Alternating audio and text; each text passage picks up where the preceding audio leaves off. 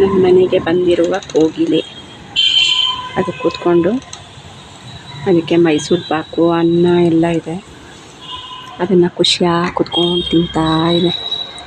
ನಮ್ಮ ಗಿಣಿ ಇವಾಗ ತಾನೇ ಇತ್ತು, ಕೋಗಿಲೆ ಬಂತು ಅಂತ ಹಾರೊಟ್ಟೋಯ್ತು. ಎಷ್ಟು ಚೆನ್ನಾಗಿದೆ ನೋಡಿ ಕೋಗಿಲೆ. ಹೀಗೆ ನೋಡ್ತಾನೆ ಇರೋಣ ಅನಿಸುತ್ತೆ. ಪ್ರಕೃತಿ ಏನು ಅದ್ಭುತ ಅಲ್ವಾ. ದೇವರು ಸೃಷ್ಟಿ ಮಾಡಿರೋ ಒಂದೊಂದು ಇಂಥ ವಿಸ್ಮಯಕಾರಿ ಅಂಥದ್ದರಿಂದ ಅದು ಬಣ್ಣ ಕಪ್ಪಾಗಿ ಏನು ಹಿಂಪಾಗಿ ಹೋಗುತ್ತೆ. ಅದು ಕೇಳೋದಕ್ಕೆ ಎಷ್ಟು ಆನಂದ ಆಗುತ್ತೆ. ಕೇಳ್ತಾನೇ ಇರೋಣ ಅನ್ನುತ್ತೆ ಅನಿಸುತ್ತೆ. ನೋಡಿ ಅದು ತಿಂತಾ ಇದೆ. ಅಕ್ಕಿ ಎಲ್ಲ ತಿನ್ನುತ್ತೆ. ನಾವು ನೀರಿಟ್ಟಿರ್ತೀವಲ್ಲ, ಆ ನೀರನ್ನು ಕುಡಿಯುತ್ತೆ, ಬಾಯಿಗೆ ಆಗ ಬರುತ್ತೆ. ನಮ್ಮ ಮನೆ ಮುಂದೆ ಕೂತ್ಕೊಂಡು ಹಿಂಪಾಗಿ, ಇದೊಂದೇ ಕೋಗಿಲೆ ಅಲ್ಲ, ಎಷ್ಟೊಂದು ಕೋಗಿಲೆಗಳು ಬರುತ್ತೆ. ಅದು ಇವಾಗ ದೋಸೆ ತಿಂತಾರೆ. ನನ್ನ ಮಗ ದೋಸೆ ಹಾಕಿದ್ರು, ಸ್ಕೂಲಿಗೆ ಟೈಮ್ ಆಯಿತು ಅಂತ ಅಂದ್ಬಿಟ್ಟು ತಿಂದಾರ ಬಿಟ್ಬಿಟ್ಟು ಹೋದ.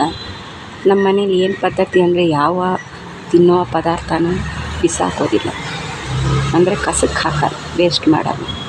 ಅದನ್ನು ಈ ಥರ ಪ್ರಾಣಿ ಪಕ್ಷಿಗಳಿಗೆ ಹಾಕೋದು. ನೋಡಿ ಹೇಗೆ ಎಗರ್ತಾ ಇದೆ ಕೋಗಿಲೆ, ನೋಡೋದಕ್ಕೆ ಅದ್ಭುತ ಅಂದ. ನೋಡಿ ಇವಾಗ ಹೇಗಾಗಿದೆ ಅಂದರೆ ಅದಕ್ಕೆ ಧೈರ್ಯ ಬಂದ್ಬಿಟ್ಟಿದೆ. ನಾವಿದ್ರೂ ನೋಡಿದ್ರೆ ಅದರ ಫ್ರೆಂಡ್ಸು, ನಾವಿದ್ರೂ ಹೆದರ್ಕೊಳ್ದೇರ ತನಗೆ ನೀರು ಬೇಕಾ, ತಿನ್ನಕ್ಕೆ ಬೇಕಾ, ಏನು ಬೇಕು ಅದನ್ನು ಅದು ಪಡ್ಕೊಳ್ಳುತ್ತೆ. ಅದಕ್ಕೆ ಗೊತ್ತು ನಾವು ಅದಕ್ಕೇನು ತೊಂದರೆ ಕೊಡೋದಿಲ್ಲ ಅಂತ. ಆ ನಂಬಿಕೆ ಅನ್ನೋದು ಅದಕ್ಕೂ ಬಂದಿದೆ. ಅದಕ್ಕೋಸ್ಕರ ಈ ಪ್ರಕೃತಿಯ ವಿಸ್ಮಯವನ್ನು ನೋಡೋದೇ ಆನಂದ.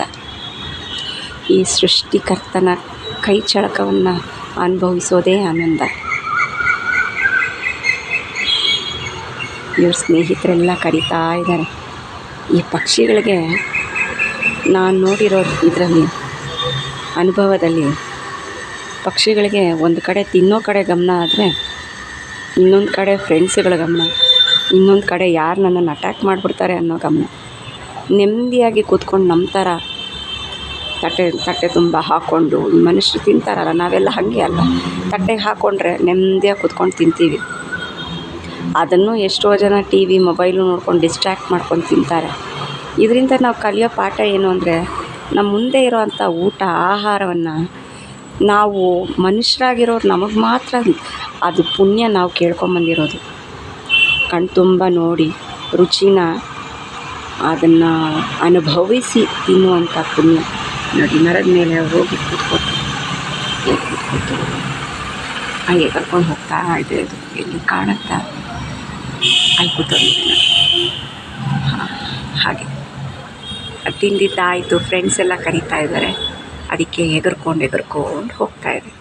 ಮತ್ತೆ ಬೇಕು ಅಂದಾಗ ಬರುತ್ತೆ, ಏನು ಅಡ್ಡಿ ಇಲ್ಲ, ಅದು ಬರುತ್ತೆ. ಅದು ಯಾವಾಗ ಬೇಕೋ ಆವಾಗ ಬರುತ್ತೆ. ಅದಕ್ಕೆ ಏನು ಬೇಕೋ ಅದನ್ನು ಪಡ್ಕೊಳ್ಳುತ್ತೆ.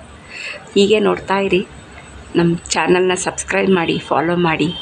ಹೀಗೆ ನಾವು ನೇಚರ್ಗೆ ಹತ್ತಿರ ಆಗೋಣ. ನಾವು ಕೈಯಲ್ಲಿ ಸಾಧ್ಯವಾದಷ್ಟು ನಾವು ಊಟ ಹಾಕ್ತೀವಿ, ನೀರು ಕೊಡ್ತೀವಿ, ಮತ್ತು ಅದಕ್ಕೆ ಏನು ತೊಂದರೆ ಮಾಡಲ್ಲ. ಇದಕ್ಕಿಂತ ನಾವು ಇನ್ನೇನು ಕೊಡೋಕ್ಕಾಗತ್ತೆ ಪ್ರಕೃತಿಗೆ ಅಲ್ವಾ. ನಮಸ್ಕಾರ.